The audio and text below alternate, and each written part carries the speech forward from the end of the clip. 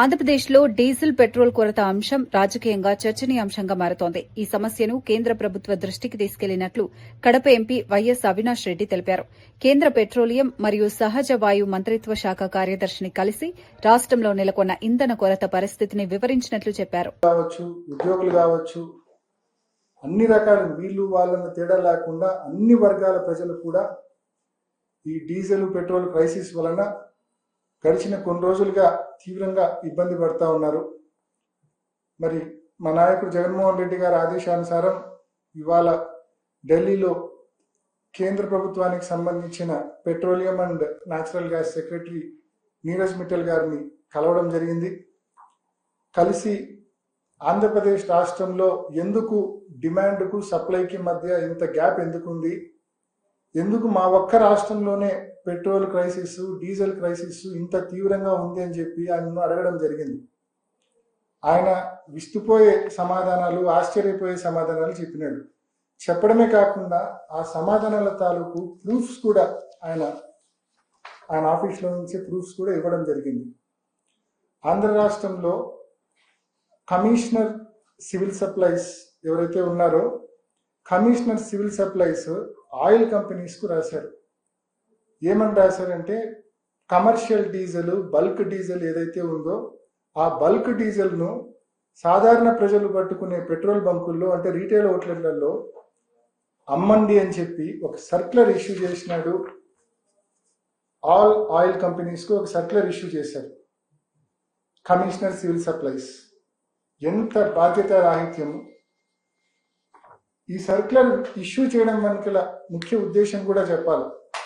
మామూలుగా మనమందరం petrol బంకుల్లో diesel పట్టుకున్నా, పెట్రోల్ పట్టుకున్నా డీజిల్ అయితే మనకు రఫ్గా 98 rupees per litre, 97 or 98 rupees per litre మనకు పడుతుంది.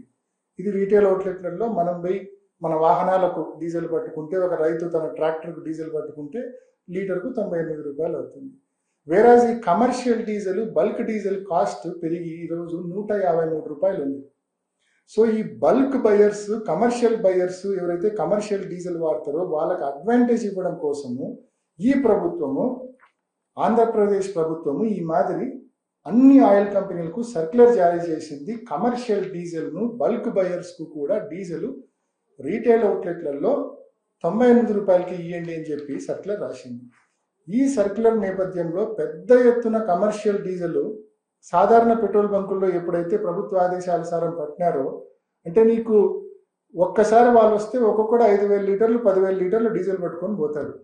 ఇంకా ఏం తట్టుకుంటాయండి ఆ రీటైల్ అవుట్లెట్లు? ఇంకా సాధారణ ప్రజలకు డీజిల్ ఎక్కడి నుంచి వస్తుందండి? అదొకటి. ఈ విషయము కేంద్ర ప్రభుత్వం కూడా ఈ మాదిరి కమిషనర్ సివిల్ సప్లైస్ ఏదైతే సర్క్యులర్ జారీ చేసినాడో ఇది చట్ట వ్యతిరేకము, ఇది అన్ని చట్టాలకు ఉల్లంఘన, ఇది కరెక్ట్ కాదు. బల్క్ బయర్స్ ఆయిల్ కంపెనీల నుంచి కొనుక్కునే మార్గం సపరేటు, వాళ్ళు ఆయిల్ కంపెనీల నుంచి వాళ్ళు ప్రత్యేకంగా కొనుగోలు చేయాలా కమర్షియల్ డీజిల్. వాళ్ళు ఈ మాదిరి రీటైల్ అవుట్లెట్లలో పెట్రోల్ బంకుల్లో కొనుగోలు చేయకూడదు, ఇది చట్టాలకు వ్యతిరేకము, వెంటనే ఈ సర్క్యులర్ను విత్డ్రా చేసుకోండి అని చెప్పి సాక్షాత్తు కేంద్ర ప్రభుత్వము ఆంధ్రప్రదేశ్ రాష్ట్రానికి సంబంధించిన చీఫ్ సెక్రటరీ సాయి ప్రసాద్ గారికి, కేంద్ర ప్రభుత్వ కార్యదర్శి గారు, పెట్రోలియం అండ్ న్యాచురల్ గ్యాస్ కార్యదర్శి నీరజ్ మిట్టల్ గారు లేఖ రాయడం జరిగింది. మరి నిన్నటి రోజున చంద్రబాబు నాయుడు గారు మరి రివ్యూ తీసుకున్నారంట. రివ్యూ తీసుకొని నిజంగా రాత్రి కొన్ని ఛానల్స్లో చూస్తే చంద్రబాబు నాయుడు గారు తీవ్రమైన ఆగ్రహం వ్యక్తం చేసినాడని ఒక ఛానల్, చంద్రబాబు నాయుడు గారు ఆయిల్ కంపెనీల మీద విరుచుకుపడినాడని చెప్పి ఒక ఛానల్. అంటే ఇష్టం వచ్చినట్టు ఆయనకు ఎలివేషన్లు ఇచ్చే కార్యక్రమం చేసినారు. ఈ సమస్యతో తనకి ఏ సంబంధం లేదు, రాష్ట్ర ప్రభుత్వానికి ఏ పాపం తెలియదు, ఈ సమస్యతో చంద్రబాబు నాయుడు గారికి ఏ సంబంధం లేదని చెప్పి ఒక ప్రొజెక్షన్ ఇచ్చే కార్యక్రమం చేసినారు.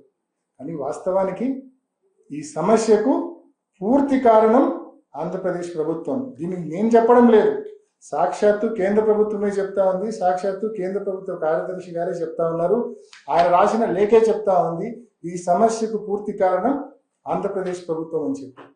మరి ఈ మాదిరి ఇష్టం వచ్చినట్టు సర్క్యులర్లు ఇష్యూ చేసి కమర్షియల్ డీజిల్ను సాధారణ ప్రజలు పట్టుకునే, సాధారణ రైతు పట్టుకునే, సాధారణ ప్రజలు పట్టుకునే, సాధారణ ఉద్యోగులు పట్టుకునే పెట్రోల్ బంకుల్లో ఎప్పుడైతే ఈ కమర్షియల్ డీజిల్ బల్క్ డీజిల్ కొనుగోలు చేసినారో ఆటోమేటిక్గా కొరత ఏర్పడింది.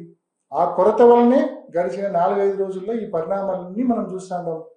పక్కన చెన్నైలో ఈ సమస్య లేదు, పక్కన తెలంగాణలో ఈ సమస్య లేదు, పక్క రాష్ట్రాల్లో ఎక్కడ కర్ణాటకలో ఈ సమస్య లేదు, ఏ రాష్ట్రంలో ఈ సమస్య లేదు. ఎందుకు ఒక్క ఆంధ్రప్రదేశ్ రాష్ట్రంలో మాత్రమే ఈ సమస్య ఉంది అంటే దీనికి ప్రధానమైన కారణము కమర్షియల్ డీజిల్ను సాధారణ ప్రజలు పట్టుకునే పెట్రోల్ బంకుల్లో పట్టుకునే అవకాశము ఆంధ్రప్రదేశ్ ప్రభుత్వము ఈ సర్క్యులర్ ద్వారా ఇచ్చింది.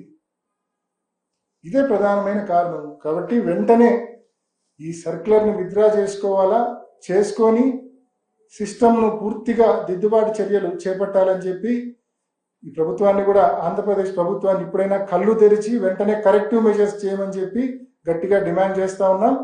కేంద్ర ప్రభుత్వ కార్యదర్శి నీరజ్ మిట్టల్ గారు కూడా స్పష్టమైన హామీ ఇచ్చారు.